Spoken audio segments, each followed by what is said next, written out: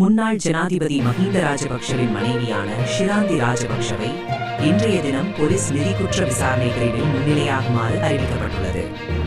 இன்று முற்பகல் 9:30 மணிக்கு அங்கு முன்னிலையாகுமாறு இந்த அறிவிப்பு விடுக்கப்பட்டுள்ளதாக தெரிவிக்கப்படுகிறது. வாக்குமூலம் வழங்குவதற்காக கடந்த 27ஆம் தேதி போலீஸ் நிதிக்குற்ற விசாரணை பிரிவிற்கு வருகை தருமாறு ஷிராந்தி ராஜபக்ஷவுக்கு ஏற்கனவே அறிவிக்கப்பட்டிருந்தது. எவ்வாறாயினும் அன்றைய தினம் தம்மால் வர முடியாது எனவும் அதற்காக 2 வார கால அவகாசம் வழங்குமாறும் தனது சட்டத்தரணி ஊடாக அவர் போலீசாருக்கு தெரியப்படுத்தியிருந்தார்.